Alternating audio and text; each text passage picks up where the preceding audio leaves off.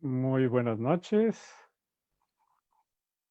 Esperamos a que nuestros invitados, Celso Román y Laura Cero, prendan sus cámaras e iniciaremos con nuestra charla. Muy buenas noches. Buenas noches. Buenas noches.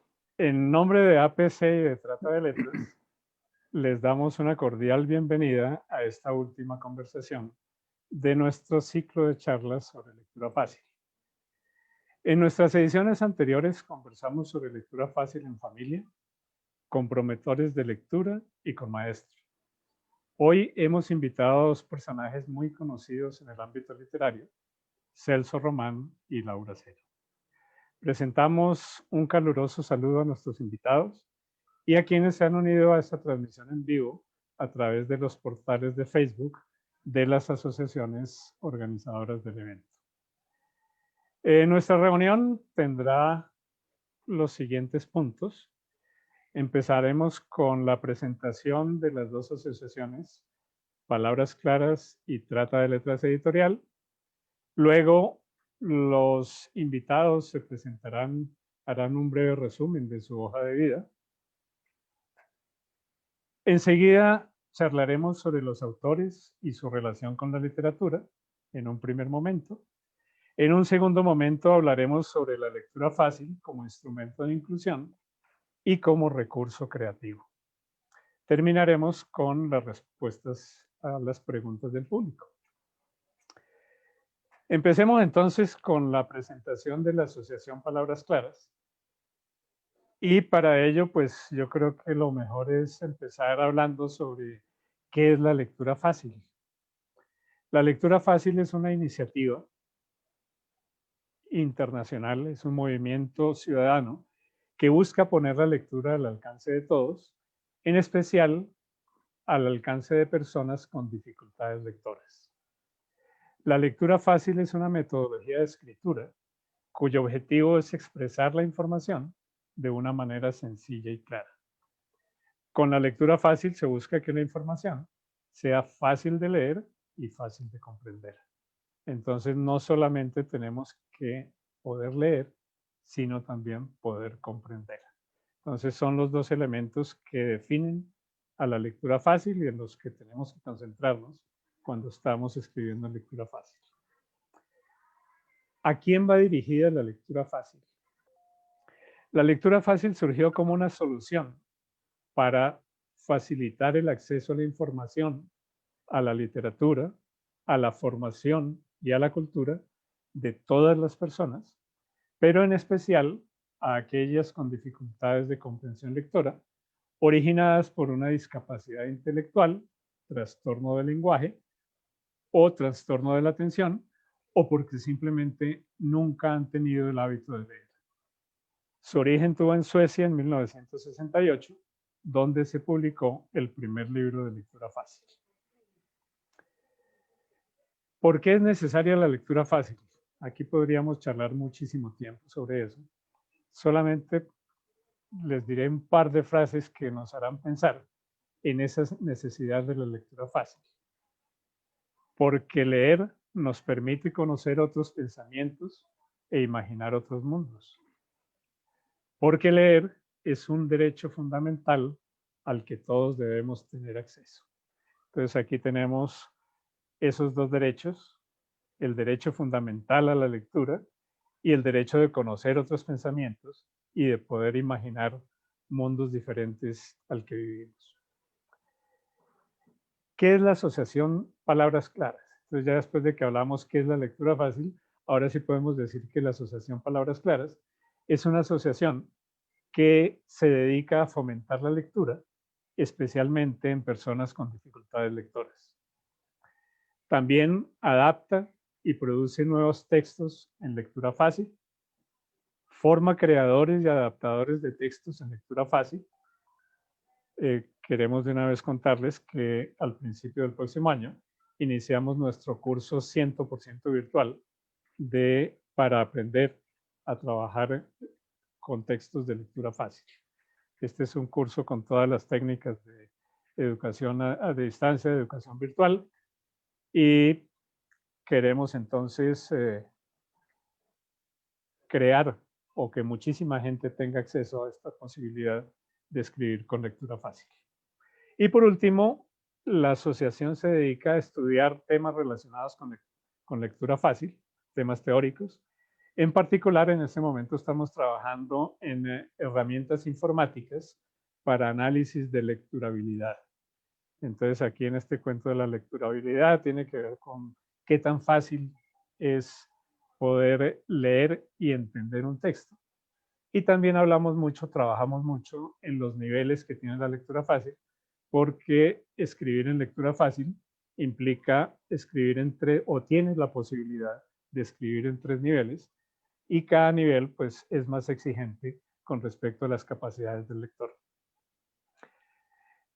También queremos contarles que la asociación ya lanzó al mercado el primer libro en lectura fácil, el primer libro colombiano. Se llama Amores y Mujeres en la Independencia. Y este libro es una adaptación de Margarita Mejía Omaña, aquí lo muestro, pero más adelantico les va a aparecer el texto completo con mayor claridad en alguna de nuestras pantallas. La adaptación la hizo Margarita y el autor es Soledad Acosta de Samper, una escritora de principios del siglo XX. La edición y la producción en ese momento fue por la Asociación Palabras Claras. Bien, en este momento entonces le cedo la palabra a mi compañero Alexander de la Asociación Trata de Letras Editorial, quien les contará qué es la asociación y a qué se dedica. Alexander, por favor. Buenas tardes. Buenas tardes, noches. ¿Cómo están? Laura, buenas noches. Celso, un gusto que estén esta noche acá. Muchísimas gracias por haber aceptado la invitación para charlar aquí de este tema de la lectura fácil, que es el que nos convoca hoy. Bueno, Trata de Letras Editorial básicamente es un proyecto editorial recién nacido. Digamos, nosotros estamos empezando este año tan particular, además, con nuestro trabajo editorial y en esta alianza que hemos hecho con la Asociación Palabras Claras, entendimos la lectura fácil a partir de un ejercicio importantísimo que es la democratización de la lectura. Cómo difundir y cómo conseguir que personas que tienen dificultades cognitivas o que sencillamente están en situación de analfabetismo puedan acceder a grandes textos o a textos literarios, específicamente narrativos en este caso. Entonces, nosotros estamos apostando por una primera colección que esperamos empezar a editar a partir del próximo año, que se llama Lectores Diversos. En esa línea de Trata de Letras, en esa colección, queremos explorar la posibilidad de no solamente adaptar textos literarios a lectura fácil, sino producir textos originales creados específicamente en la dinámica y en la propuesta, digamos, metodológica y estética que tiene la lectura fácil. Entonces, nada, eso es lo que somos nosotros, este proyecto editorial, y apostándole a la democratización de la lectura. Bueno, entonces ahora sí vamos a lo que vinimos. Vamos a iniciar nuestra charla con este par de invitados tan especiales que tenemos esta noche. Tenemos el honor de contar con la presencia de 2 personas dedicadas a la literatura desde escenarios diferentes que ellos mismos nos van a describir un poco más en detalle. Saludo muy especial a Celso Román, reconocido escritor con una muy extensa y reconocida producción en el área de literatura infantil y ganador de varios premios literarios. Y a Laura Acero, escritora y promotora de lectura, especialmente con su proyecto llamado El Bibliocarrito R4, con el cual desde hace varios años recorre el país llevando la lectura a los más apartados rincones del país. Como anécdota, pues hoy acaba de descender de su vehículo, de su bibliocarrito, y la tenemos en Buga. A Celso lo tenemos por allá en los lados de los llanos orientales, en Yopal. sea que estamos en dos extremos diferentes, pero hablando de un mismo tema muy interesante que es cómo es esta metodología de lectura inclusiva. Sabemos que tienen innumerables compromisos y por tanto les agradecemos profundamente que hayan reservado este espacio de tiempo para conversar con nosotros sobre literatura y sobre lectura fácil. Entonces aquí nuestra charla será los dos temas, la literatura como tema principal y la lectura fácil como esa posibilidad de hacer llegar la literatura a más públicos. Bien. La charla tendrá dos ejes temáticos. El primero orientado a conocer a nuestros invitados y el segundo para hablar sobre literatura y sobre la lectura fácil como recurso creativo y como instrumento de inclusión. Entonces empezaremos con una autopresentación de los invitados, a quienes solicito hacer un mini recorrido por sus hojas de vida y contarnos brevemente sobre sus principales logros en la vida profesional. Entonces, ¿te parece, Celso, que le demos la palabra a la dama? Por Nosotros favor. que somos de la, de la época aquella tan formal. Laura, por favor, te damos la palabra. Cuéntanos un poco de tu vida. Bueno, buenas noches. Pues efectivamente, Fernando, yo estoy aquí en Buga. Pues me presento para las personas que están ahí conectadas. Yo soy promotora de lectura. Estudié literatura en la Universidad Nacional. Me gradué hace ya 12 años. Bueno, 11 años. No, mentira. Esperen. Hace 10 años. Hace 10 años me gradué de la universidad. Empecé mi carrera como promotora de lectura estando en la universidad. Empecé como promotora en un paradero para libros para parques, que son estos paraderos que hay en distintos parques de Bogotá. Desde mis 18 años formándome a través pues, de diferentes proyectos institucionales gubernamentales como los paraderos para libros para parques, de allí empecé a trabajar en el IDARTES, bueno, en fin, más o menos hace 5 años, ya en marzo cumpliríamos 6 años, nació junto con mi hijo y pues con mi esposo, cuando la llegada de nuestro hijo, nació el Bibliocarrito. Entonces el Bibliocarrito es una biblioteca itinerante dentro de un Renault 4. Más o menos lo que intentamos fue mover un poco, o bueno, reubicar la idea de los paraderos para libros o estos escenarios no convencionales de lectura dentro de un Renault 4, que nos pareció, en ese momento llegó como por azares de la vida a nuestra casa un Renault 4, de parte de nuestros papás, y lo adaptamos como biblioteca. Entonces esa biblioteca móvil empezó con libros de la carrera, por ejemplo, libros universitarios que eran, pues lo hablaremos ahorita, sí, pero eran libros muy densos, eran libros muy complejos, libros además un poco aburridos, que no eran muy leídos por la gente. Empezamos a intercambiarlos, a generar, pues rotar las bibliotecas, a recibir muchísimas donaciones y también a gestionar también compras hechas por nosotros ya, seleccionados por nosotros, libros especiales para, digamos que público infantil sobre todo. Y ahorita trabajamos muchísimo con editoriales independientes. Entonces, ese ha sido como el mundo de la promoción de la lectura del Renault 4.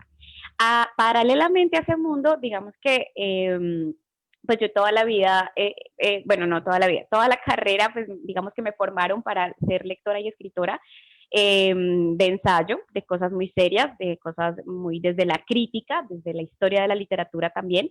Pero pues digamos que yo estuve escribiendo siempre, de hecho yo siempre llevé diario. A raíz de eso, cuando surge el proyecto del Bibliocarrito, decido también sentarme a escribir el diario de estos recorridos, de la historia de este carro y de las primeras salidas que hacemos con él. Y el libro finalmente se edita hace 2 años, ya como más grandecito. El libro se llama Viajes de Campo y Ciudad, salió con Laguna Libros hace 2 años. El año pasado salió otro libro que ya es más una autobiografía lectora, se llama Lectura, Itinerancia y Vocación, como biografía lectora, biografía personal de una promotora de lectura. Y pues nada, me dedico a hacer narrativa. Eso es como en ese otro lado, ¿no? Como el que va paralelo a esta labor de promotora de lectura. Y ya, eso es, el carrito se ha movido como por muchos lugares de Colombia en estos años. Estamos ahorita, digamos que a raíz de la pandemia, pues duramos quietos 8 meses, pero ya ayer emprendimos nuestro viaje y pues paramos en Ibagué y ahorita estamos rumbo a Nariño. Vamos a Nariño por primera vez, digamos que por Yopal pasamos el sitio hace 2 años Ah, yendo para Saravena. Estábamos ujú. yendo para el Festival de Lectura Sarare, entonces paramos en Yopal y seguimos. Hemos estado en el Chocó también, hemos estado en Medellín, en Barranca Bermeja, en Boyacá y Cundinamarca especialmente, pero pues este es como nuestro primer recorrido hacia el sur del país. Y ya, perdone la larga. Continúa. Qué Muchísimas gracias, maravilla. Laura. Muchas gracias. Sabemos que estos resúmenes son muy difíciles de hacerlos muy cortos, porque uno lo que hace en la vida son muchas cosas, ¿no es cierto? Y quiere contarlas todas. Ahora, Celso, que le va a tocar hacer un trabajo mucho más grande, porque estuve mirando más de 50 libros, encontré por ahí de Celso. Bueno, por favor, cuéntanos un poquito de tu vida. Bueno, ay carajo, emergencia. Primero que todo yo quiero agradecer la invitación que me han hecho, pues para conversar sobre esos temas tan importantes y tan interesantes y con esa compañía tan maravillosa de Laura y Arco, que, que tienen un hermoso proyecto con ese carrito que todos oímos hablar alguna vez de que Renault 4, el amigo fiel. Entonces ahora es el amigo de la literatura que va llevando la fantasía por todo el país. Y eso me ha parecido maravilloso. Y de hecho, yo tengo algunos de los libros míos ahí en el carrito. Muchos, Entonces, muchos del sitio, cosa, como unos 40, sinceramente. cosa que me enorgullece profundamente, pues al saber que el trabajo de uno puede ir también sobre 4 ruedas y llegar hasta los corazones. Entonces, la historia mía, pues, es sencilla, ¿no? Yo pertenezco a una familia parecida a la familia de los Mejía Umaña, porque también fue una familia de 9 hijos. Y cuando hay tantos niños en una familia, yo tuve la suerte de que mi papá tuviera una finca pequeñita en cerca de Biotá, entre Biotá y Apulo, donde hay un río maravilloso que se llama el río Calandaima, y a través del juego nosotros podíamos disfrutar muchas cosas. Ahí fue donde yo empecé a aprender que uno podía contar las cosas que le sucedían y que uno podía imaginarse también muchísimas cosas. Y pues fuera de micrófonos yo estaba contándole a Fernando que alguna vez un niño con quien yo estuve conversando porque asistía al colegio donde me invitaron pues a conversar con los niños, él me mandó después una biografía mía. Dijo, era un niño que tenía 8 hermanos y jugaban mucho. Tenían un río mágico donde jugaban a los piratas y una casa en un árbol donde jugaban a los náufragos. Y le gustan los animales, dibujarlos y hacerlos en arcilla. Esa es una descripción muy linda Muy y bueno. es precisamente esa esencia de cómo la infancia es ese mundo mágico y maravilloso que lo lleva a uno a seguir ya después, seguir soñando de grande. Y por supuesto también pasé por un colegio con todos mis hermanos, cada uno siguió un camino, fuimos también muy contemporáneos en eso de que la mayoría estudiamos en la Universidad Nacional. En mi familia hubo un hijo que fue para la patria, que llegó a vicealmirante de la Armada, otro que pues se dedicó a la iglesia y pues fue pastor cristiano muchos años. Y los demás también, pues cada uno llevando su vida con las hermanas mías. Una es artista que trabaja tejidos, vive en Villa de Leyva. La otra estudió filosofía y es traductora de inglés y vive en Cota. Y la otra hermana, ella sí vive en Bogotá y tiene sus hijos ya rodando por el mundo. Un hijo en Inglaterra. Es como esas familias que de pronto tienen una diáspora cuando los jóvenes se van y van haciendo su vida en otras partes. Eso es muy común en nuestras familias, así pues, las familias numerosas. Creo que todos tenemos parientes muy lejanos. Y pues yo, por supuesto, esa proximidad a la finca, yo estudié medicina veterinaria. Me encantan los animales, de hecho trabajo en educación ambiental y ya, gracias al cielo, tengo una finca que he dedicado a cuidarlos, sobre todo a cuidar los animales silvestres y a sembrar árboles nativos. Y yo también estudié Bellas Artes, por aquello pues que me gustaba y sigo dibujando y bocetando las guías de ilustración de mis libros. Y, y bueno, estoy muy feliz ahora aquí con este clima tan agradable, mientras el mundo se estremece con todo esto de la pandemia.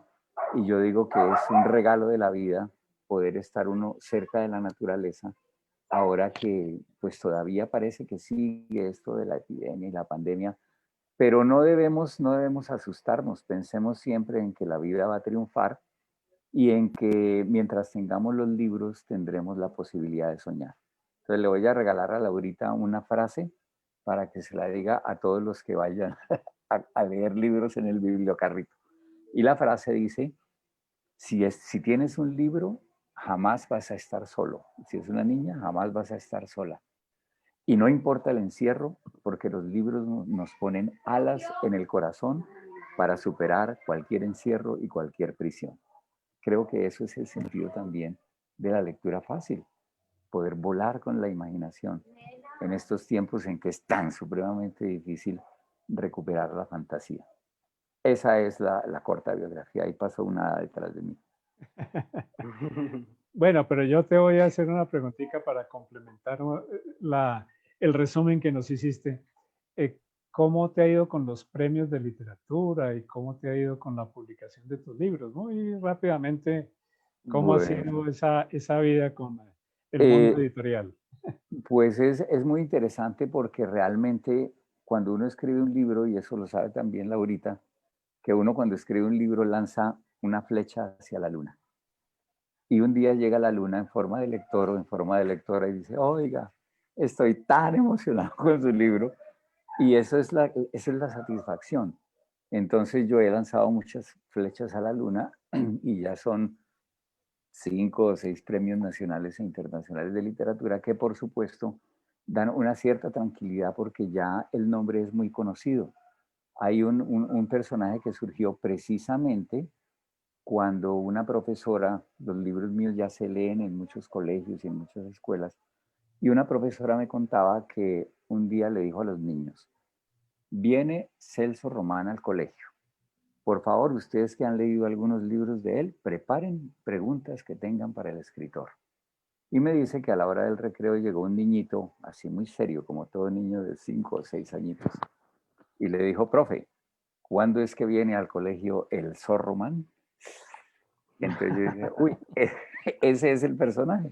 Y de ahí salió un libro que se llama Fábulas del Zorroman, que es un zorrito criollo, que es el zorrito perruno, le dicen que tiene color como de perrito, y él usa un antifaz así como el del zorro y una capa, y va a resolver problemas que tienen los animalitos en el páramo, en el manglar, en muchas partes del país, porque también mis libros van acompañados de todo el cuidado de la naturaleza. Entonces, es eso, ¿no? La fantasía está ahí y tenemos que estar atentos para recogerla.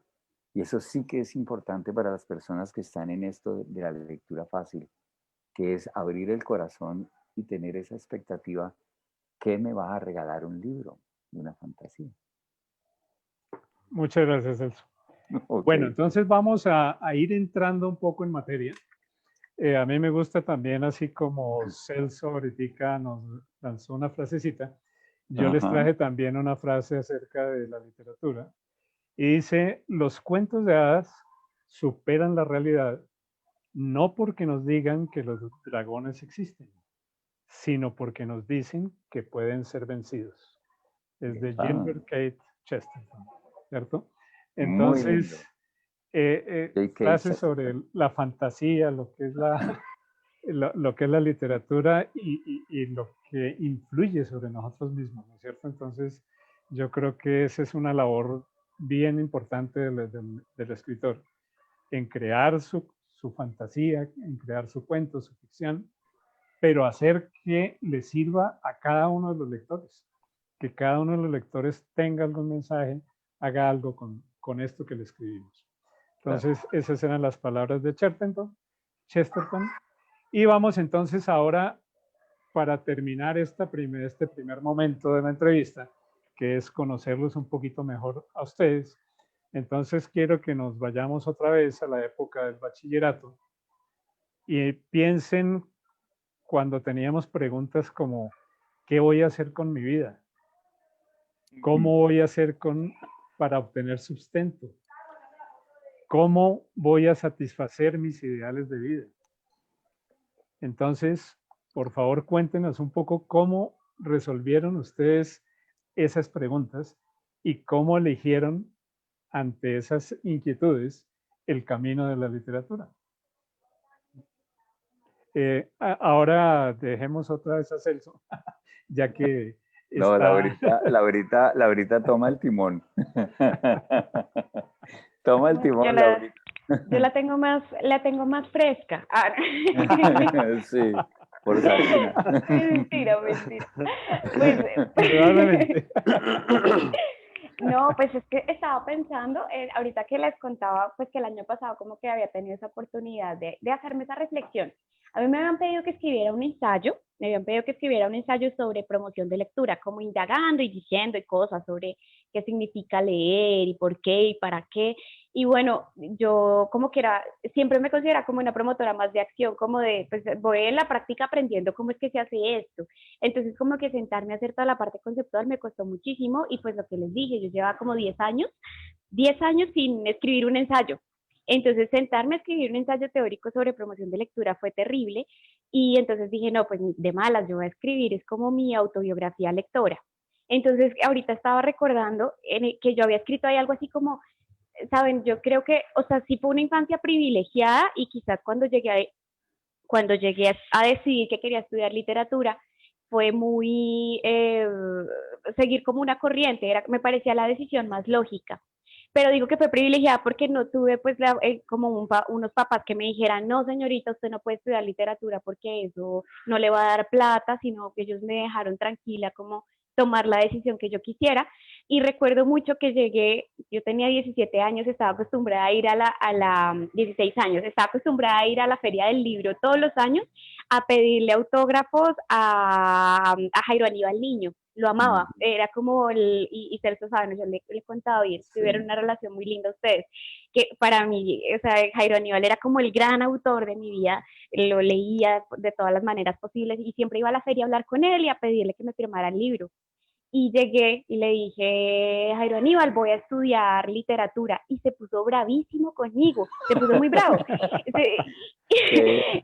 Y yo le dije como, pero si es gracias a ti. Él me dijo como, no, porque si tú estudias literatura tú no vas a escribir. Y se puso muy bravo. Entonces, y creo que sí, de alguna manera se cercenó un poquito ese camino y fue muy duro. De hecho, lo primero que pasó cuando yo entré a la carrera fue encontrarme con un profe que quiero muchísimo, pero que lo primero que nos dijo es, si ustedes quieren ser escritores o quieren ser poetas, están en el lugar equivocado. Porque aquí nosotros vamos a hacer crítica literaria y historiografía de la literatura y, mejor dicho, fue espantoso. Pero creo que fue así. De alguna manera yo no me veía en otro lugar. Creo que decepcioné a mi profe de matemáticas del colegio también, pero yo no me veía haciendo otra cosa que no fuera ese preescolar intensivo, que es leer y escribir. Y para mí, pues, menos mal como que mis papás me apoyaron en eso, entonces fue llevadero, a pesar de todas las críticas que le hago ahorita. Eso les cuento. Qué chévere. No, qué belleza historia. Pues yo tengo una historia parecida en el sentido de encontrar, bueno, primero que todo, padres que leían mucho. Y sobre todo la suerte mía es que mi mamá era profesora normalista y era una mamá amorosa, era muy artista, dibujaba muy bien, escribía lindísimo, pero fue una de esas mamás que por criar 9 hijos, como que la vocación que tenía no pudo desarrollarla y eso es muy triste, pero sí estaba muy orgullosa al saber que, pues, que sus hijos triunfaron en el sentido de que se graduaron en la universidad y les ha ido muy bien en la vida. Y el caso mío sí fue muy particular porque cuando yo tenía, me gusta compartir esta anécdota porque creo que fue la que me volvió escritor. Cuando yo tenía unos 4 añitos larguitos por ahí así en la casa, mi mamá tenía una pared pintada de blanco impecable. Cuando yo le cuento esta historia a los niños, les digo, ¿ustedes saben qué significa impecable? Y me dicen, sí, sin una sola manchita, sin una rayita, sin nada, perfecta. Y mi mamá vivía muy contenta con su casa, con esa pared tan linda. Y cuando las amigas iban de visita, ella les decía, Julita, Marujita, ¿cómo les parece mi casa con esta pared? Y ellas decían, Elenita, es el nombre de mi mamá, Elenita, tu casa se ve divina con esa pared. Y un día que mi mamá no estaba por ahí, yo chiquito, me encontré un pedacito de lápiz así de grande y me le fui a la pared consentida de mi mamá, como uno de esos duendes traviesos de las historietas con cara de malo que van brincando así, ti, ti, ti. Y llegué a la pared, ¡ran! Pinté un círculo grande. Pegado al círculo grande, uno más chiquito con un puntico en la mitad, delante del círculo pequeño un triangulito y debajo del círculo grande dos palitos terminados en tres. Y muy orgulloso fui donde mi mamá y le dije, mamá, mira, el pollito. Y mi mamá vio su pared consentida con semejante dibujo. Habría podido reaccionar como muchas mamás cuando el niño o la niña hacen una travesura, que es el popular regaño con palmada incluida, ¿no? Chino, cochino, caca, nene, usted no sabe que las paredes hay que tenerlas limpias, y el niño se pone a llorar y no vuelve a pintar en las paredes. Pero la suerte mía es que mi mamá era una profesora amorosa, mi mamá amorosa también, dijo, miró en la pared con el dibujo, me miró a mí y solamente dijo, tan lindo el pollito, ¿no? Y me dijo algo que a mí nunca se me olvidó, me dijo, mira, yo conversé con la pared, porque mira, ahí es donde entra la imaginación y entra la fantasía para educar al niño sin necesidad del regaño. Dijo, mira, yo conversé con la pared y la pared me pide que por favor la limpiemos, porque si uno ensucia una pared y la deja así, al día siguiente llega y encuentra una serie de manchas que parecen humedad y la gente dice debe ser una gotera o una canal rota o de pronto es culpa de este invierno tan terrible. Pero mi mamá me dijo, no, la pared me dice que lo que pasa es que si uno la ensucia y la deja así, ella llora toda la noche porque le gusta estar limpia y las manchas que aparecen son las pesadillas y la tristeza de la pobre pared. La limpiamos otra vez con agua y jabón y, y mi mamá dijo, mira, te voy a regalar un cuadernito para que tú sigas pintando ahí ese pollito tan bonito, en vez de pintarlos en la pared, ¿no? Y entonces yo cogí ese cuadernito a hacer dibujitos y decía que el pollito tenía varios amigos. Y yo decía, si uno puede pintar un pollito, puede pintar un perro, puede pintar un gato, puede pintar un caballo. Es decir, de una manera muy sencilla. Y escribía que el pollito tenía un amigo que era un perro, un gato, el otro que era un caballo. Y resulta que como nos pasa a todos con el tiempo, vamos cambiando. Y el pollito creció, les dio su cresta de colores, sus barbas, sus plumas hermosísimas y aprendió a cantar. Se volvió un gallo. Y el niño que hacía los dibujitos también creció y se volvió escritor. Y un día yo hice un libro donde los personajes son un gato, un gallo, un caballo y un perro que van en busca de ayuda para un viejito que está abandonado a la orilla de la carrilera del tren. Ese libro se llama Los Amigos del Hombre. Fue un premio nacional de literatura donde Jairo Aníbal Niño era jurado. Y después de que salió el resultado, él miró el teléfono, me llamó, yo no lo conocía, ahí fue donde nos conocimos y nos hicimos muy amigos, tan amigos que nos volvimos compadres porque él es el padrino de mis dos hijas, María José y Valentina. Y entonces yo digo hoy día que si cuando chiquito me hubieran pegado la palmada por pintar en la pared, a lo mejor no habría vuelto yo ni a pintar en las paredes ni a hacer dibujitos. Entonces, por eso yo siempre que cuento esta historia digo, las mamás y las profesoras amorosas que hacen que uno aprenda sin necesidad del regaño, merecen nuestro aplauso y nuestro abrazo desde el fondo del corazón. Entonces, ahí fue donde yo empecé a fregar con la cosa del dibujo y los cuenticos, y el resto son los libros que están ya ahí atrás en la estantería. Muy, muy bonito. Muchas gracias, Celso. Muy, muy interesante, muy bonita tu intervención. Ahora, pues entonces ya que los conocemos un poquito más, que ya sabemos que Celso ensuciaba las paredes inmaculadas, vamos a hablar ahora sí en serio de lectura fácil como instrumento de inclusión y como recurso creativo. Maravilloso. Entonces, en esta parte yo le cedo la palabra a Alexander, que como también es escritor, entonces creo que se van a poder entender un poco mejor para hablar de estos temas ya de mayor densidad. Entonces, Alexander, por favor. Bueno, gracias, Fernando. Bueno, nada, pues acá como hablábamos acerca de la lectura fácil, de la democratización, del acceso, digamos, que podrían tener las personas o que deben tener las personas a la lectura, ¿no? Sin importar, digamos, su condición. Y brindarles esa posibilidad y de acuerdo a la experiencia de ustedes, en el caso de Laura como promotora, viajando por todo el país y llegando a rincones con su bibliocarrito, haciendo esta labor tan hermosa de llevar la lectura realmente a puntos muy alejados y el trabajo de Celso, por supuesto, que es, digamos, dentro de la literatura infantil y juvenil, pues uno de los más importantes pues de nuestro país. Yo, para empezar, quisiera preguntarles en esa experiencia del trabajo con comunidades diversas, ¿cómo han percibido ustedes, digamos, en el acercamiento que tienen estas personas de estas comunidades diversas a la lectura? Digamos, de comunidades indígenas, por ejemplo, de comunidades que históricamente han sido relegadas, ¿no? Pues del ejercicio de los derechos.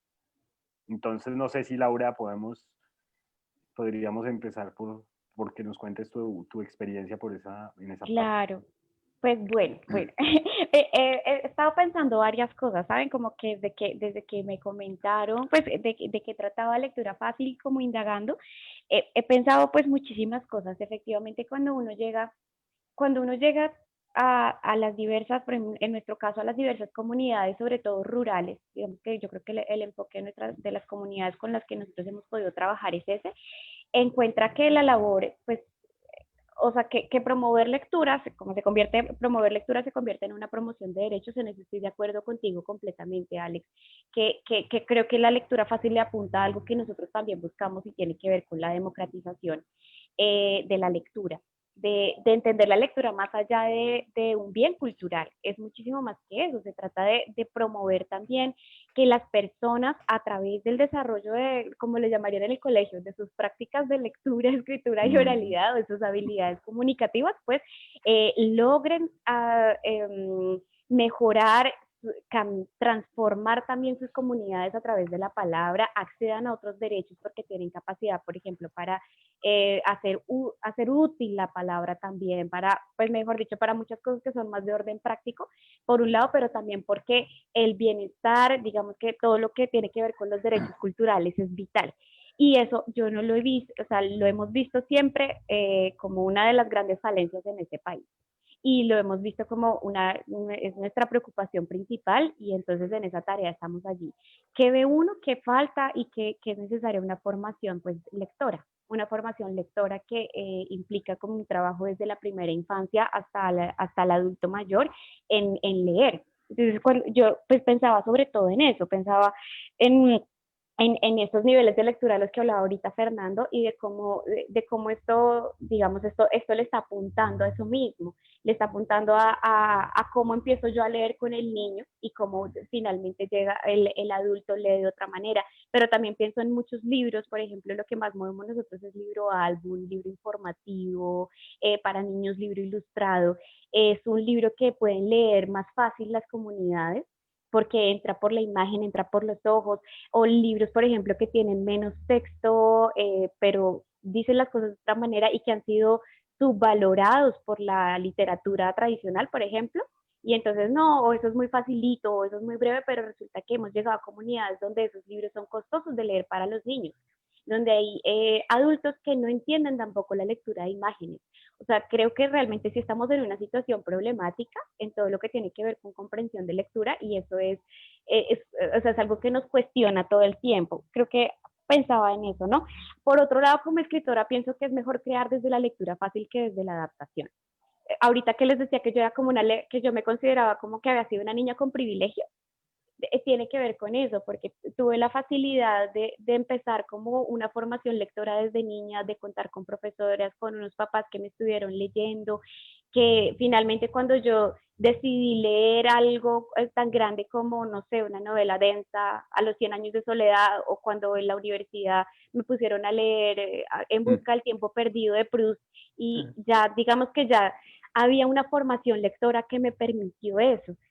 Y a veces entro en conflicto, Alex, entro en conflicto con imaginarme una novela como En busca del tiempo perdido en lectura fácil. Y digo, fue madre. Entonces he estado pensando mucho en estas semanas desde la invitación en más bien pensarme desde el ser escritor.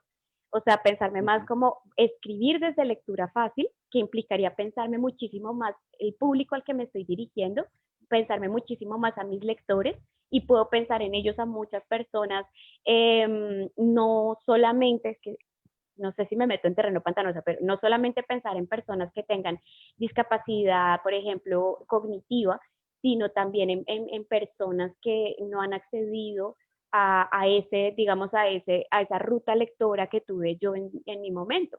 Y ahí es donde veo como algo que puede ser una posibilidad maravillosa para muchas personas. Y ya, me estoy alargando muchísimo. Párenme, por No, no, no, favor. está muy bien. No, no. No, No, no, no, Laura, no. muchas gracias. No, pues evidentemente, claro, digamos, desde el oficio de la escritura, digamos, casi siempre existe, digamos, esa, a mí, estoy de acuerdo contigo, cuando yo conocí la lectura fácil también fue como un choque, ¿no? Porque uno dice, en busca del tiempo perdido, ¿cómo hace uno para adaptarlo a lectura fácil, digamos, a pesar de que la metodología es rigurosa y hay algo que la lectura fácil tiene y es que respeta las intenciones autorales, digamos, no es, digamos, como un resumen ni la compresión rápida de un texto, sino que tiene toda una metodología precisamente en aras de esto. Pero sí, claro, por supuesto, yo creo que ese es uno de los grandes temas, digamos, del oficio de escritor con respecto a la lectura fácil. Bueno, y Celso, pasando al tema o regresando al tema de su contacto con las comunidades, ¿cómo ha sentido ese acercamiento de estas comunidades a la lectura? Bueno, yo creo que lo que yo he sentido es que también he tenido la oportunidad a través de la educación ambiental y de la literatura de ir a muchas regiones del país y a mí hay algo que me impresiona aquí en Colombia. Yo creo que la lectura fácil es una necesidad en un país donde el arte es la cenicienta, es decir, en los presupuestos nacionales el arte, la cultura, la literatura, la música, el teatro están en último renglón.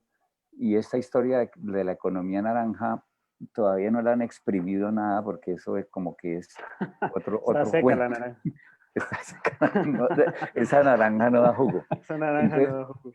entonces yo he podido ver que hay muchos lugares del mundo y yo creo que Laura también lo ha percibido, Laurita, porque estamos más en confianza, que Laurita lo ha percibido y es que muchas personas, así como cuando van a entrar a un museo o a una galería de arte, se acercan como los primitivos cristianos al templo, ¿no? La humildad total y lo que haya es algo incomprensible y es algo que lo sobrepasa a uno y lo mismo sucede con el libro. Es como si casi existiera un miedo al libro, un miedo al texto. Entonces, yo sí pienso que tenemos que recuperar en la gente la posibilidad de acercarse al libro con esa manera sencilla de la lectura fácil que cuando uno ya la adquiere, posiblemente pueda irse al libro total. Ahí en el material que ustedes nos enviaron para documentar, estuve mirando unos 2 o 3 capítulos ponen del Quijote y realmente lo muestran de una manera clara, sencilla, y yo diría que si una persona entra en la historia del Quijote y se enamora de ese personaje, seguramente va a buscar leer ya el libro completo, con toda esa cantidad de cosas tan maravillosas que tiene. Entonces, eso por un lado, el libro que tiene que llegar a la gente y tenemos que bajarlo de ese pedestal y eso es lo que hace el bibliocarrito. Lo pone aquí en el andén y está en el día de mercado. Eso es muy bello porque están desmitificando el libro que es una cosa solamente para especialistas, sino que el libro es para todos. Como dice Laurita, es el sentido democrático del libro. Es lo que dice también Gianni Rodari. Gianni Rodari dice que la creación literaria no es que todo el mundo tenga que convertirse en escritor, escritora, poeta o poetisa, sino que la verdad democrática es que todos podamos disfrutar de la literatura. Entonces, ahí en eso me parece que empieza uno a encontrar una serie de matices, porque así como llega a sitios donde hay niños que en colegios privados, que los niños en cada trimestre leen 3 y 4 libros, de manera que al final del año han leído 12, 15 y hasta 20 libros. Hay que ver qué tan bien los están leyendo y qué tanta comprensión tienen de lo que leen. Y entonces yo sí pienso que la aproximación al libro también tiene que ser sensorial. Tenemos que enseñarle al lector que tenemos 5 sentidos y que cuando uno abre un libro es como si abriera una puerta mágica donde vas a explorar un universo. A mí me parece importantísimo que en un libro haya aromas, perfumes, que haya texturas, que uno pueda entrar y vivirlo como en lo que Tolkien, en un libro que se llama Árbol y Hoja, llama el espacio mágico de la fantasía, que uno entra a ese espacio y empieza a vivirlo. Y eso también lo tiene la palabra. Y lo digo porque yo tuve la suerte de tener una tía que nos contaba leyendas y cuentos y nací en unas noches en el campo, allá en la finca, con los animalitos sonando allá en la oscuridad y de pronto el viento moviendo las ramas. Y ella decía, yo les voy a contar la historia del tunjo. Y si ustedes no se portan bien, él viene y se los lleva. Es eso, es que lo hagan vivir a uno lo que está diciendo el texto. Entonces, ese acercamiento al libro pues tienen que ser sensoriales, ¿no? Están los sabores, las texturas, que uno entra porque percibimos el mundo con los sentidos y lo que nosotros hacemos con la palabra es crear una realidad en nuestra mente, crear realidades mentales, que ahí es donde digo yo que son las alas que se le ponen al corazón para que uno se vaya volando de cualquier encierro. Entonces, los indígenas, yo aprendí una cosa hablando con unos indígenas en Vera, allá en el Pacífico. Ellos decían que cuando yo le preguntaba, bueno, ¿y usted ha ido a Bogotá? Y dice, sí, yo he estado allá con la ONI, con no sé qué. ¿Y en dónde se quedaba? Y me decía, en una calle grande que tenía unos árboles bonitos. Entonces, él lee el mundo desde lo que ama, que son los árboles, las aves y los animales. Y va uno allá a la selva y uno está perdido porque uno no sabe leer la selva.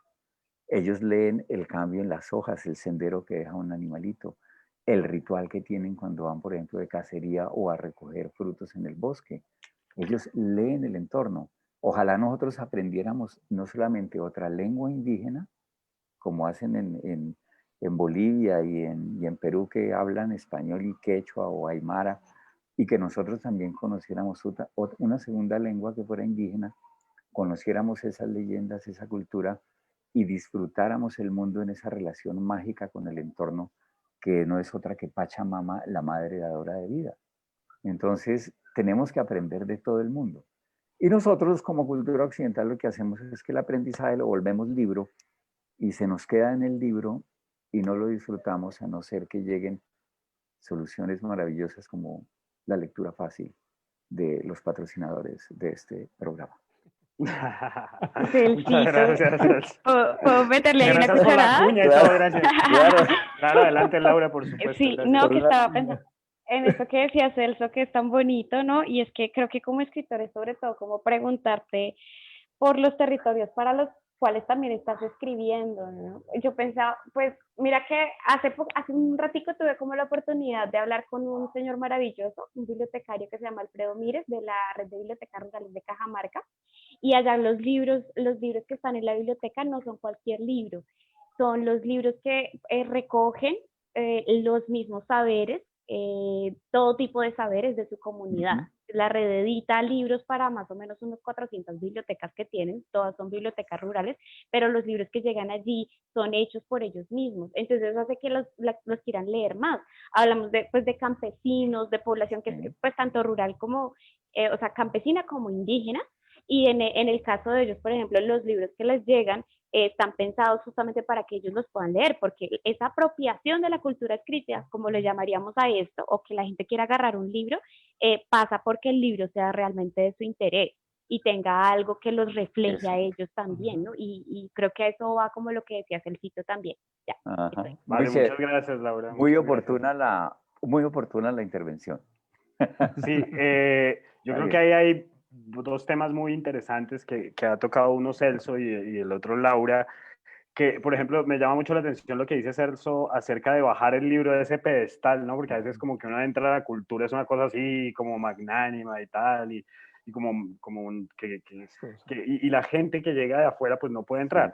Entonces bajar, digamos que un poco el tema de la lectura fácil es también la idea de bajar el libro del pedestal del autor, porque muchas veces los trabajos editoriales o las editoriales construyen grandes personajes, ¿no? Grandes autores, digamos, las editoriales. Y entonces un poco lo que pretende también la lectura fácil en el terreno de lo editorial es bajar del pedestal al autor y poner en el centro al lector, digamos, a un lector específico, a un lector diverso, a un lector distinto, que tiene una situación, y ahí pego con lo que dice Laura, que me parece también muy interesante, que pertenece a un territorio, ¿no? Entonces, los libros y el territorio, los libros y la relación con las personas que habitan este territorio, ¿no?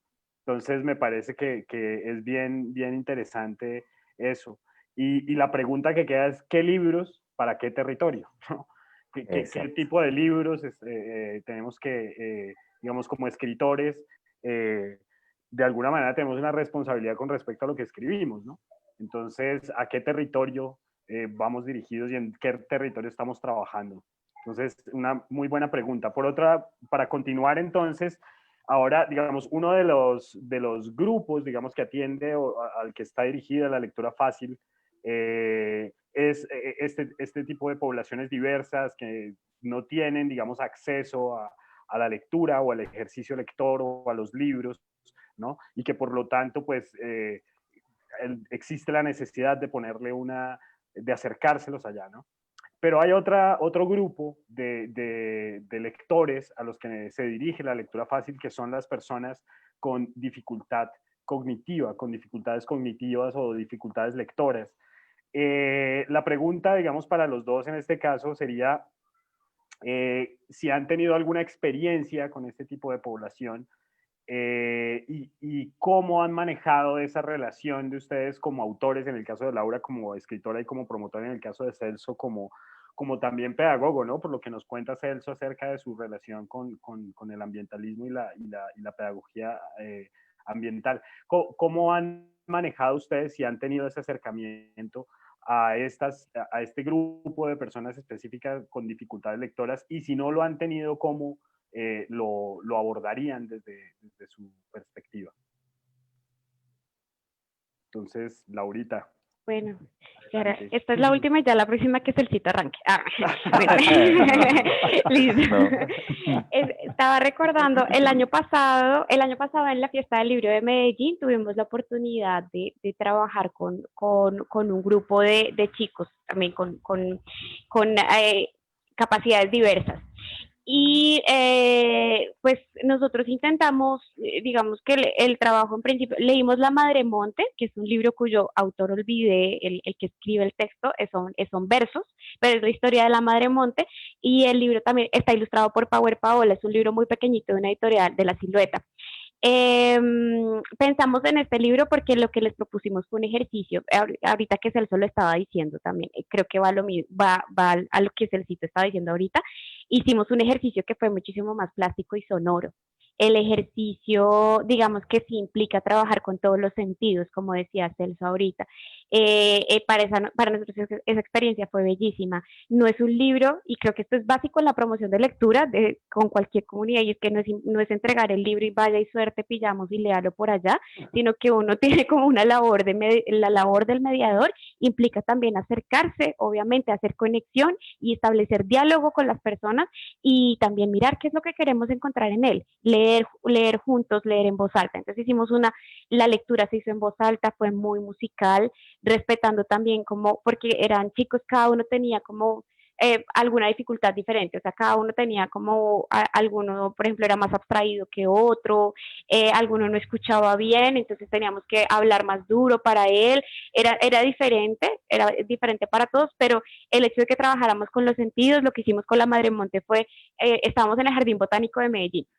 Entonces nos fuimos a caminar y a buscar y a explorar, a encontrar cositas, ramitas, hojas, y a construir finalmente entre todos nuestra Madremonte.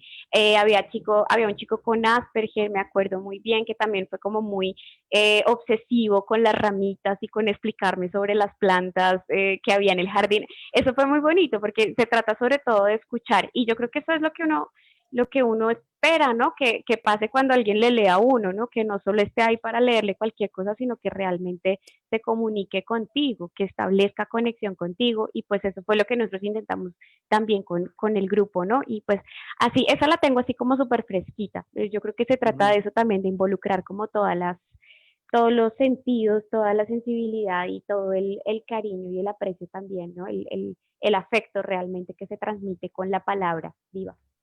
Qué bonito, gracias Laura. Precioso. Muchas gracias. Y entonces, en el caso de Celso, si has tenido alguna experiencia con este tipo de poblaciones con capacidades diversas y cómo has establecido esa relación o has intentado tender el puente a través de tu literatura o, con este tipo de población. Bueno, yo parto del principio de que esas personas con capacidades especiales tienen un universo distinto al nuestro. Es decir, el problema de ellos es que están en un universo que no lo entienden porque ellos tienen una manera de percibirlo. Y entonces, mi señora trabaja con población en esa situación le dicen discapacidad, pero realmente se dice es de cualidades especiales, algo así. Capacidades diversas. Sí. Capacidades diversas, correcto. Y entonces un sardino que se llama Ferney, lo habían rajado en el colegio, es decir, llevaba 5 años repitiendo el mismo curso porque los profesores lo rajaban, decía es que no responden matemáticas, no responden ciencias, no es que nada, pero el pelado es también Asperger, coge un celular y tin, tin, tin, lo maneja como un pez en el agua, qué cosa tan impresionante. Entonces la solución que propuso Jocelyn para los profesores es, por favor, profesores, no le exijan a él como le exigen a un niño, comillas, normal, que es la comunidad pues en general, sino que ya que él es tan bueno con el celular y con toda serie de cosas, pues pónganle a hacer todos sus trabajos que resuelva problemas, que lo haga desde el lenguaje que él maneja. Y el chino ya tiene una emisora. Percho no sé qué es, su emisora es, pero una belleza, Claro. su emisora online, en YouTube, no sé qué. Y a los profesores les va resolviendo las tareas que le ponen, las hace pues investigando, pero desde su perspectiva de lo que él maneja. Entonces la educación colombiana está en mora de reconocer verdaderamente, primero que todo, de cambiar el sistema educativo que tenemos, que es una cosa desafortunadamente muy, muy, muy llena de defectos. Hay una, en esas charlas TED, hay una de Sir Ken Robinson, y Ken Robinson es Sir Ken Robinson, pues es una estrella pues de la psicología británica. Y el tipo en uno de sus programas, que es hecho así con puros dibujitos, que es una belleza, empieza a contar cómo en un estudio lineal que hicieron con niños desde que entraban al jardín infantil hasta que llegaban a su grado 11, empezaron a analizar la capacidad de los niños de percibir el mundo y encontraron que los niños más chiquitos tenían una capacidad de pensamiento divergente. El pensamiento divergente consiste en buscarle varias soluciones a un problema.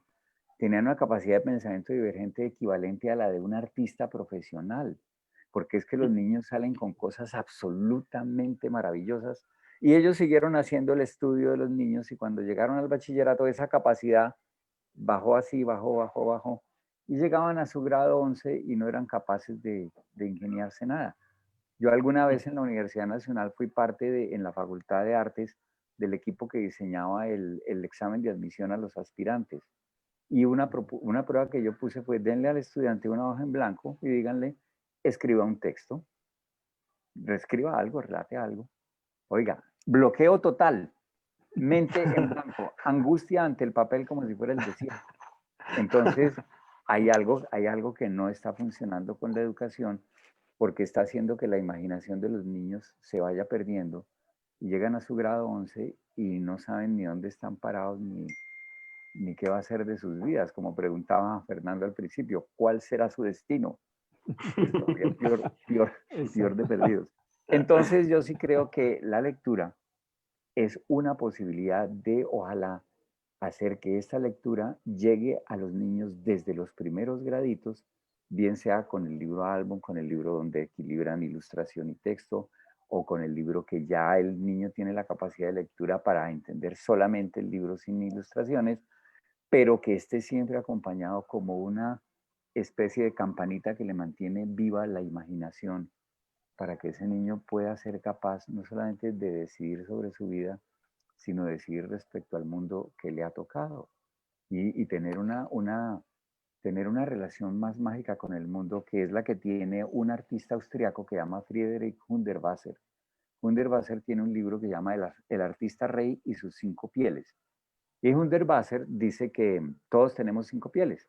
La primera es este epidermis que antes que separarnos del mundo nos une a él, por la que percibimos el calor, el frío, el dolor, la caricia, todas las sensaciones. La segunda piel es la ropa que utilizamos, que nos diferencia y somos de clima frío, de clima caliente, de los desiertos o de las zonas heladas. La tercera piel para él es la casa. Y él ha propuesto que en la casa recuperemos el espacio que le quitamos en el suelo, el espacio natural lo recuperemos en los techos, en las terrazas y en las azoteas. Y tiene proyectos de jardines en las azoteas y los techos, y uno muy lindo que llama el árbol inquilino, que ese tengamos un árbol en la casa que él nos paga el arriendo con aire puro, con oxígeno, con frutas, con alegría, con flores. Y él, para él, la primera, segunda, tercera, la cuarta piel es lo que él llama la identidad, que es el espacio que conocemos desde la infancia, donde nosotros conocemos ciertos árboles, ciertos animales, tenemos una familia, hasta llegar a ese concepto de que pertenecemos a un territorio. Ahora que lo decía Alexander, ¿para qué? ¿Para quién estamos leyendo? Para tener identidad, para reconocer nuestro territorio y apropiarnos de él, pues hablando de una manera espiritual, apropiarnos del territorio para poder negociar en igualdad de condiciones con cualquier otra cultura. Y él dice que la quinta piel es el planeta mismo, de manera que todo lo que hagamos nosotros tiene una repercusión planetaria. Y eso sí nos hace seres universales y no el despiste que somos ahora, que es muy conocido aquí en Colombia, que dicen que la clase baja quiere parecerse a los mexicanos, la clase media a los gringos de Miami, la clase media intelectual a los franceses, y no parlons la langue française, hablamos la lengua francesa. La clase alta quiere parecerse a los ingleses, a los british.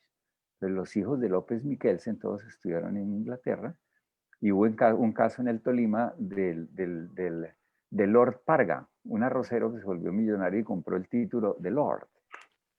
Entonces nadie se quiere parecer a los colombianos porque no tenemos esa identidad, que es otro camino que tiene que ser construido a través de la lectura. Muchas gracias, sí. Pues muy interesante eso que dice Celso acerca de las capacidades diversas, digamos, y las personas que están en estas condiciones de capacidades diversas como representantes, como pertenecientes a un universo propio, a un universo personal, que eso me parece muy bello. Es decir, la posibilidad de imaginar desde una óptica precisa el mundo e interpretarlo desde ahí, desde su propia. Entonces pensaba en esta idea de las capacidades diversas como sinónimo de múltiples universos. O sea, cada capacidad diversa también es una forma de interpretar el mundo, ¿no? Y de verlo y de crear en el mundo también. Entonces, muy interesante eso. Y pasando, digamos, a nuestra penúltima pregunta. Yo quisiera como tocar el tema por encima. Yo sé que es un tema mucho más complejo, pero muy tangencialmente pronto. Hablar un poco acerca de de ustedes ya desde la posición de escritores, cómo piensan, digamos, ya ustedes más o menos están documentados acerca de la lectura fácil, de la metodología. Sí.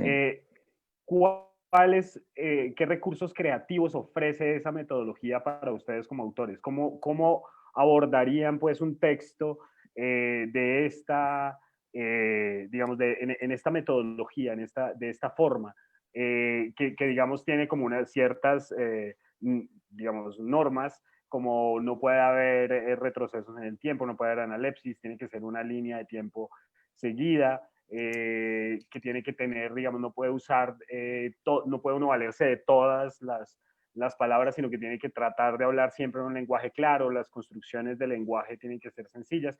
Digamos, como todas estas cosas, recursos que son muy técnicos y muy precisos, ¿cómo, cómo lo sienten ustedes dentro de su oficio como escritores?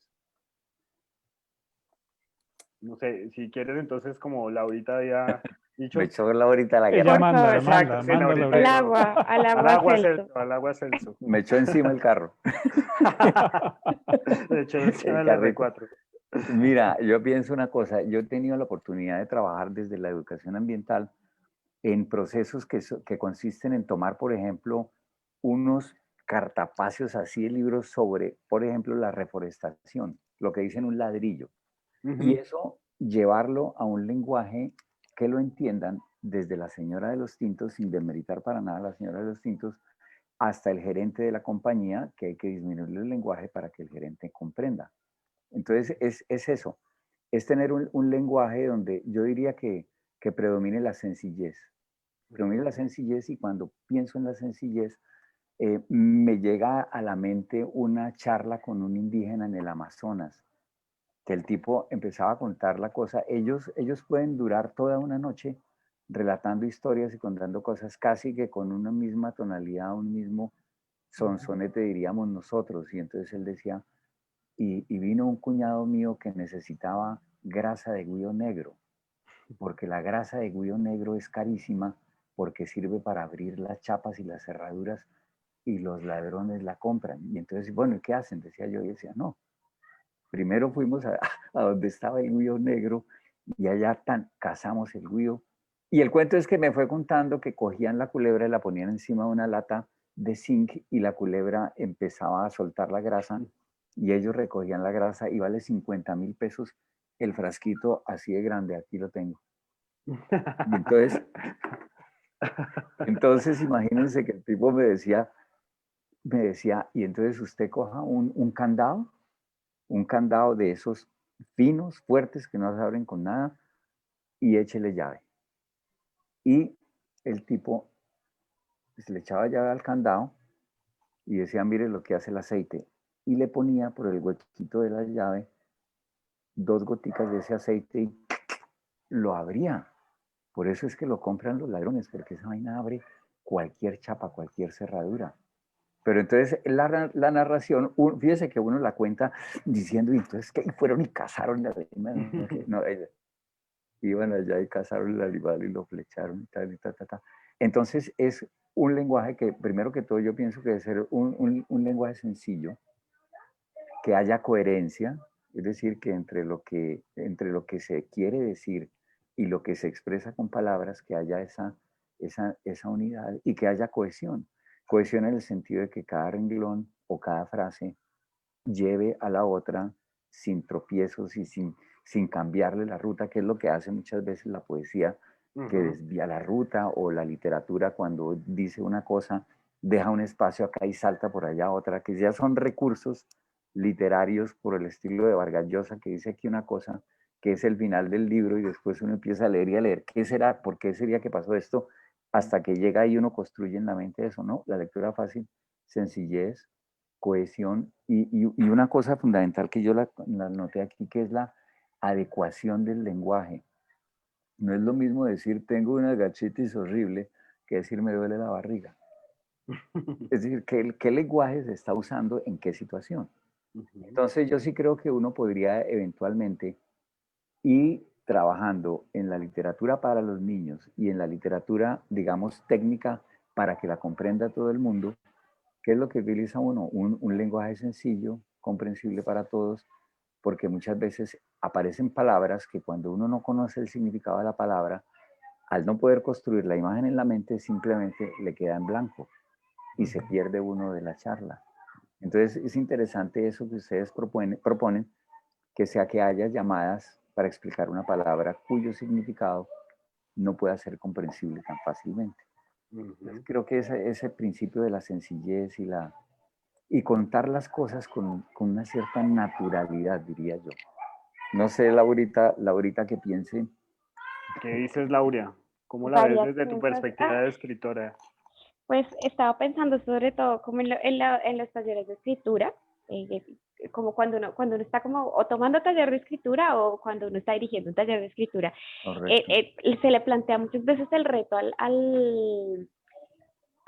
se nos plantea, o sea, siempre queremos jugar a hacer variaciones de una vez, eso que dices, Celso, de jugar con los recursos y brincarnos las cosas y entonces hacer la metáfora más recovecuda o ser súper irónicos o voltear los tiempos y a veces creo, alguien decía alguna vez como que es más fácil cuando tú ya conoces las reglas y a partir de las reglas variar, pero retarnos a hacer un texto perfectamente claro, hacer un texto de pe a pa, un texto que siga las reglas, yo creo que la verdad mucha gente no lo sabe hacer, o no, y de hecho a mí me cuesta mucho, porque pues yo soy súper digresiva, yo empiezo a contar algo y termino hablando de cualquier otra cosa, entonces creo que es un buen reto, creo que es un reto maravilloso, porque es un reto también a jugar a ser así, sencillos y claros.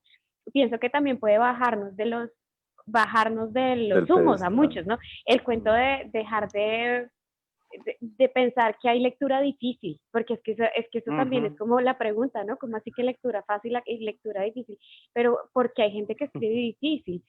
A mí me ha pasado, ahorita pensaba, justo ahorita que les hablé de Proust y Orwell, bla, bla, bla, así como todo gomelísimamente, de lecturas difíciles, decía, claro, muchas veces se esconden los grandes egos de los escritores, ¿no? Y qué rico, ¿no?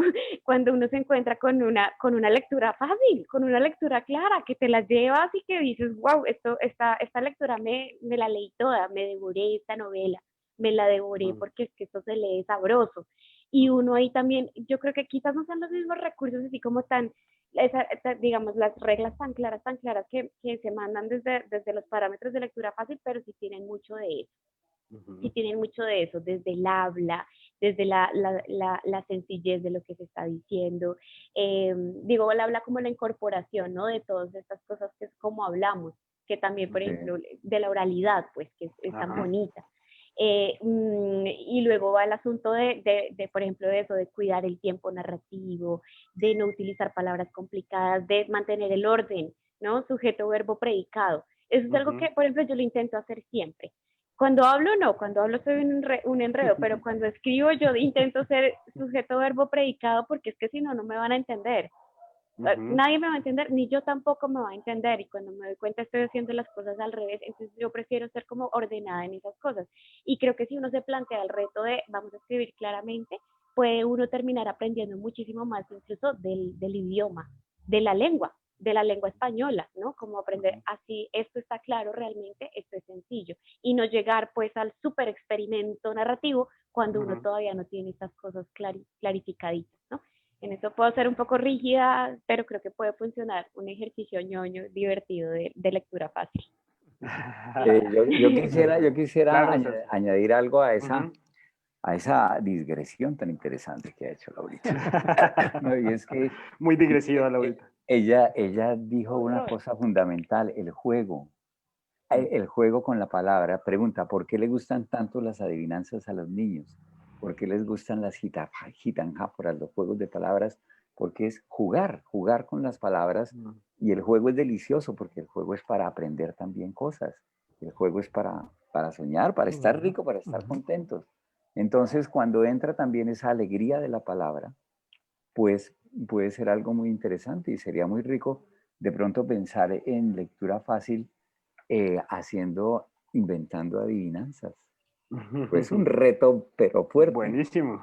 Entonces sería muy lindo. Qué interesante, muchas gracias. Como un taller de escritura fácil, pienso yo. Taller de escritura fácil. Venga, le enseñamos a escribir. Son bien difíciles. En orden las cosas. Lectura fácil, vamos a sujeto, verbo, predicado. Complemento. Listo. Entonces, bueno, dentro de lo que dicen hay dos aspectos que son bien chéveres. El reto de conservar la sencillez, ¿no? El reto de conservar la sencillez y lo fundamental, digamos, lo básico. Y creo que una de las características de la lectura fácil o de esta metodología, digamos, es precisamente la apuesta por mantener esa coherencia, digamos, muy fundamental y deliciosa, ¿no? Y creo que es ahí donde está el reto, cómo crear un texto con esas características, digamos, de linealidad, y con delicia, con juego, ¿no? Que era lo que proponía Celso desde ahí. Pues bueno, yo creo que la última pregunta ya para cerrar esta parte y ya lanzarnos hacia las preguntas del público, pues de la gente que está conectada, es si ustedes asumieran, bueno, claro que Celso en parte ya nos respondió a esta pregunta, pero si tuvieran que hacer, si tuvieran que escribir un libro de lectura fácil, ¿desde dónde lo pensarían? ¿Desde dónde agarrarían, digamos, el tema, más allá del lenguaje? No sé si Laura, entonces, esta vez para ir turnándonos. Sí. La idea, ¿te medirías a escribir un libro de lectura fácil y cómo lo abordarías? No, claro que sí. Estaba pensando, qué pena, otra vez, espérense, no me enredo, no me enredo. Digresión. Estaba pensando, Lectura sí, estaba fácil. pensando que en mi hijo, estaba Ajá. pensando en Hiku. Hiku está iniciando, nuestro hijo está iniciando ahorita su proceso como de aprender a leer, ¿no? Aprender a leer y a escribir, y ha sido un reto así gigante. Que quería meterme más con el libro informativo. Algo que he encontrado maravillosamente es que a la gente le interesa muchas veces cosas que uno como escritor dice, no, pues que uno siempre quiere contar una historia, un narrar, ¿no? Y creo que una manera en la que uno se puede acercar a muchos lectores que no saben, que les gusta leer todavía, es a través del texto informativo, de los datos, de la ciencia, de los animales, de los dinosaurios, de los planetas, de la evolución. Y el libro informativo, además, creo que es un libro que se puede escribir en lectura fácil, muy fácil, porque también busca tener esa claridad conceptual.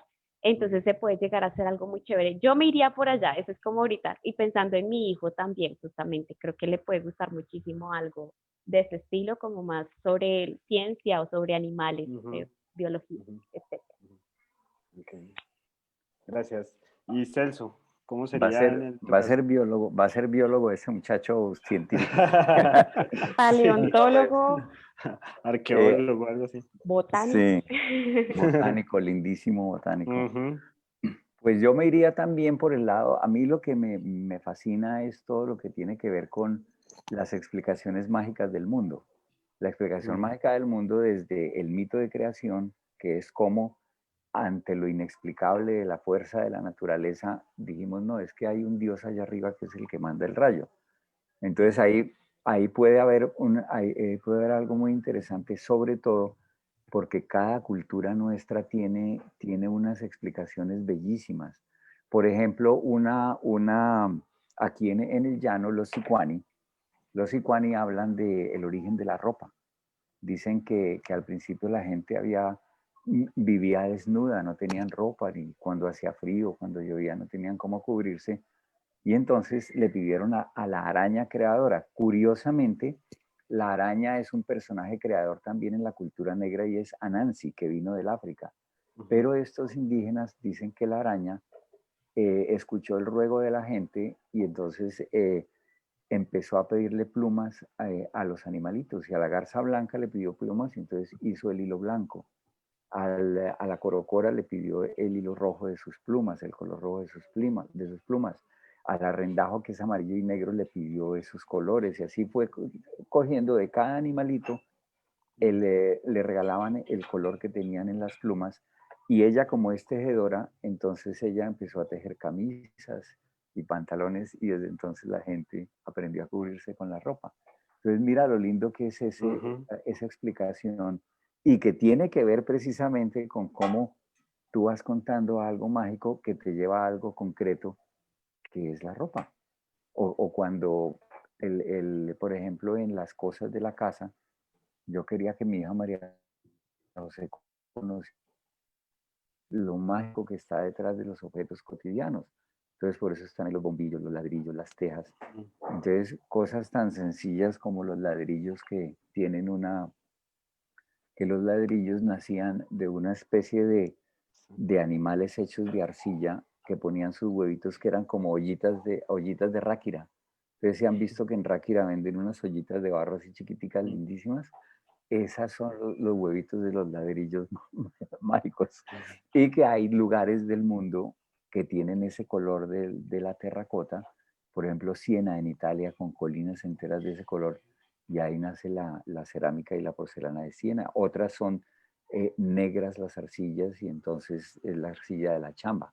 Y la cosa es que ya con el paso del tiempo y la economía y todo lo que sucede, la gente empezó a producir ladrillos en los chircales, donde trabaja gente en unas condiciones prácticamente infrahumanas, pero de todas maneras, por ahí de vez en cuando llega alguno de esos ladrillitos vivos, y por eso si ustedes esta noche ponen la mano en la pared, de pronto sientan ese canto como de cantaritos que se rompen, que es de los ladrillos que están vivos, que de pronto en la casa de ustedes hay alguno.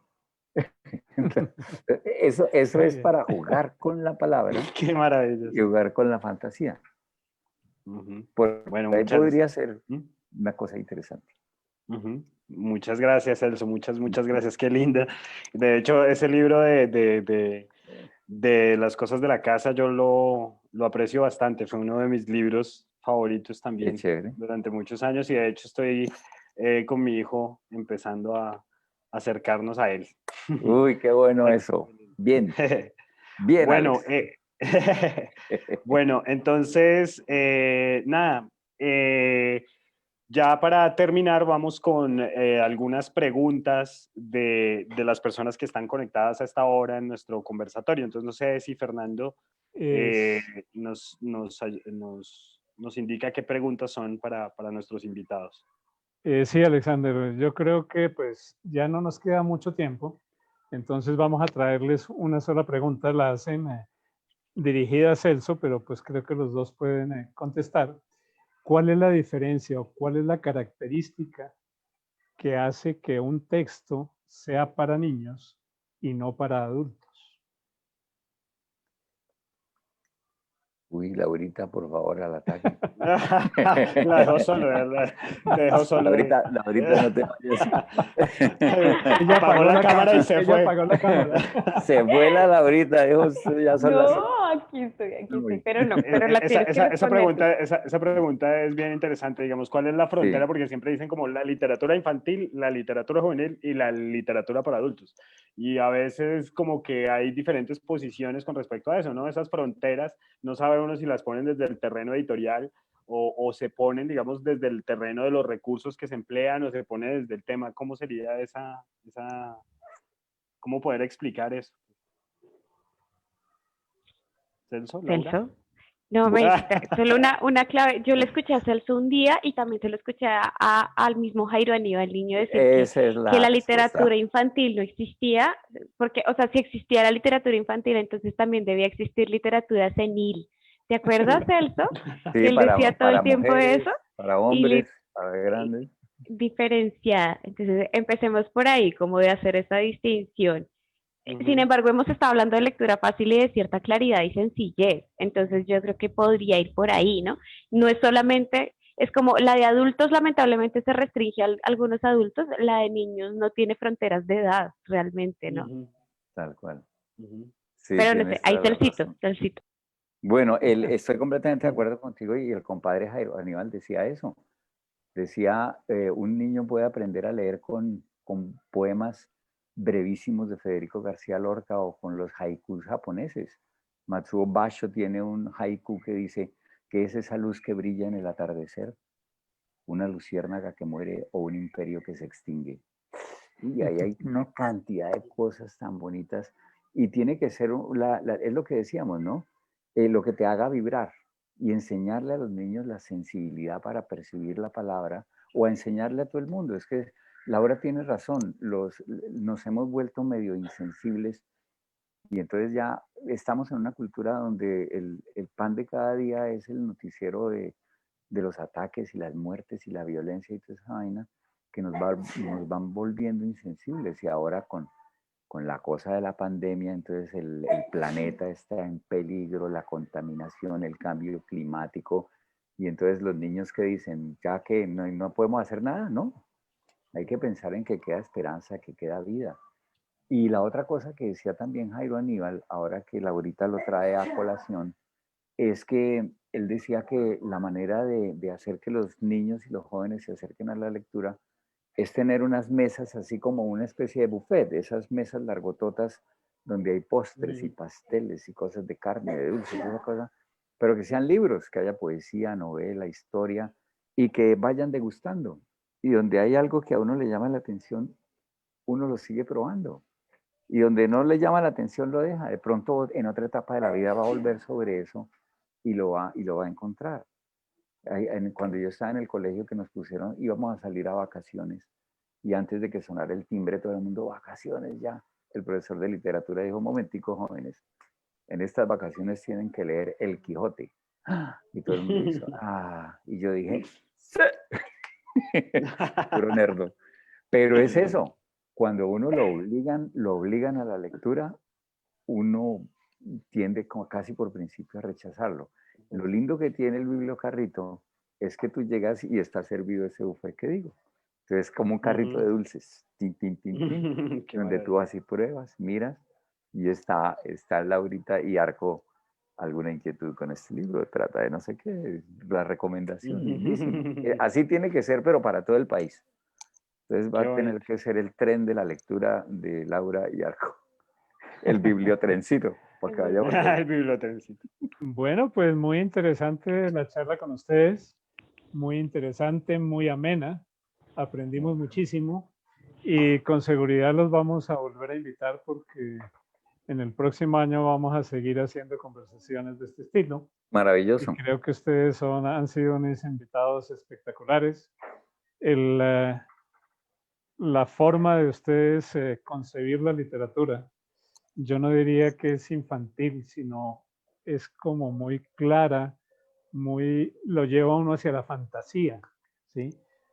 Pero la fantasía no necesariamente es infantil. O sea, yo tengo fantasías como adulto, tengo fantasías como niño, y a todas esas me tiene que llevar un autor, ¿no es cierto? Entonces, tal vez en ese momento las fantasías van cambiando. Sí, mi fantasía puede ser tener una empresa grandísima, ¿no es cierto? Para no hablar de las fantasías que se de otras, de otras fantasías. ¿Qué tal eso? Sí, mis fantasías en algún momento de la vida tienen que ser con construcciones, con logros que voy a obtener, ¿no es cierto? Sí. Con relaciones con las personas, con viajes, con cosas.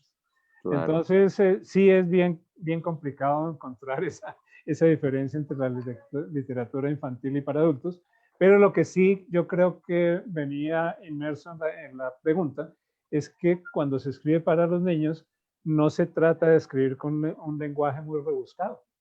Claro, más sencillo. Las estructuras simples, sencillas, y yo puedo decir cosas complejas, de gran belleza, de gran profundidad, con un lenguaje sencillo. ¿Cierto? Eso es lo que te acerca a la lectura fácil. Exactamente, o sea que yo creo que los dos pueden estar muy cercanos. La lectura fácil, la lectura infantil. Claro. Y no necesariamente con fantasías infantiles, sino con fantasías para cualquier persona. Bien, entonces, como les decía, esperamos poder contar con la presencia de ustedes. Teníamos pensado hacer como una presentación aquí de nuestra gente que está detrás de cámaras, pero me dicen ellos que ya no nos alcanzó el tiempo. Entonces les agradecemos a Silvia, a Antonio, a Lucía, a Humberto, a Margarita, ¿y se me quedó alguno? Enrique. Pues Laurita y Celso. Todos ellos que están detrás de cámaras nos han ayudado muchísimo y han hecho posible este espacio tan ameno y tan enriquecedor para todos nosotros. Entonces, muchísimas gracias. Alex. Muchas gracias. Muchas gracias, Fernando. Muchas gracias, Celso. Muchas gracias, Laura. De verdad que fue muy nutritivo, digamos, esta charla, muy divertida además. Qué bueno que nos hayan aceptado la invitación. Esperamos, por supuesto, continuar con esta labor de la difusión de la lectura fácil. Como bien había dicho Fernando al principio, este es el último conversatorio de este año y pues contamos con unos invitados de lujo. Yo les agradezco infinitamente. Esperamos nuevamente estar en contacto con ustedes, por supuesto. Y digamos que como conclusión, digamos, para cerrar el ciclo de conversatorios, tuvimos inicialmente personas, acompañantes de personas con capacidades diversas, estuvimos con promotores de lectura, estuvimos con profesores y este cuarto ciclo que cerramos hoy, con el que cerramos hoy, este conversatorio con autores. Y bueno, pues muchas gracias a todos y a todas por estar aquí conectados. Nos vemos en una próxima oportunidad y esperamos que desde la Asociación Palabras Claras y desde la Trata de Letras Editorial, pues podamos contribuir a seguir democratizando la lectura en espacios en donde realmente, pues digamos, no hay acceso, o grupos poblacionales que no tienen, digamos, la posibilidad de acceder a textos que estén hechos para su territorio, retomando la figura de la que hablaba Celso y Laura. Entonces, nada, pues esperemos que el próximo año podamos empezar a producir nuestros textos originales en lectura fácil y, por supuesto, también seguir trabajando en el tema de las adaptaciones. Muchísimas gracias a todos y a todas. Y no sé, Fernando, si tienes una última... Sí, yo quiero agradecer también a todas las personas que están conectadas, decirles que esperamos que en el año próximo nos sigan acompañando y también invitar a todas las personas que no pudieron venir a que les cuenten a las personas, a sus amigos, a sus compañeros, que estas charlas quedan grabadas en Facebook, en las páginas de las dos asociaciones, de la Asociación Palabras Claras y de Trata de Letras Editorial, y que allí nos pueden ver cuantas veces quieran y pueden hacernos los comentarios que quieran. Entonces, muchísimas gracias también a nuestros oyentes. Y bueno, muchísimas gracias. Feliz Navidad y próspero año. Feliz Navidad, feliz año. Feliz Navidad. Bueno. Feliz Navidad. Gracias. Bueno, chao. Un abrazo a todos ustedes. Bueno, Celso, salimos del aire. Laurita, un abrazo. Chao. Chao. Hasta luego. Chao, chao. Salimos del aire. Se nos acabó el tiempo acá. Sí, señor. Time is over.